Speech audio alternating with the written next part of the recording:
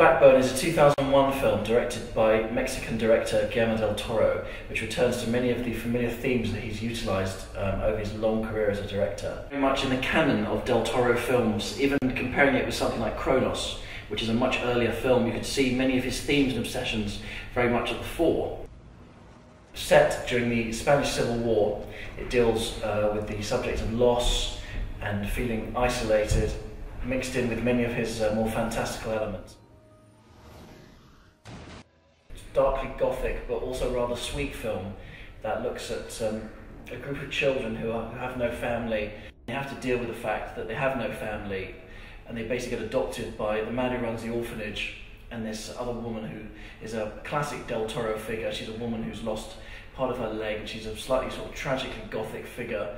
And it's basically what's happened at the orphanage over the last few years, and a man who is a former orphan who has a dark secret, which is another classic Del Toro trope.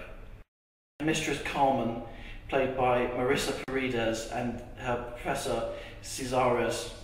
But there's also the figure of Jacinto, who was originally an orphan, but he has a very dark secret, and he's a major pivotal figure in the film. And the chemistry between the three of them is really interesting, because there's sort of like a love triangle between the three characters, and they're all exceptional. Jacinto is a very damaged man, but Del Toro does portray him in a very three-dimensional fashion, and he does it in a way that it's not so black and white, and as is with classic Del Toro, you've got these characters that are slightly damaged, but you do feel a little pang of empathy and a little bit of sympathy for them, and so he throws all these wonderful characters into the mix, mixing in with the ghost of the boy and the unexploded bomb and the Spanish Civil War setting, and it all just creates this wonderfully rich setting, and this film which does feel it couldn't be anybody but Guillermo Del Toro who could make this film.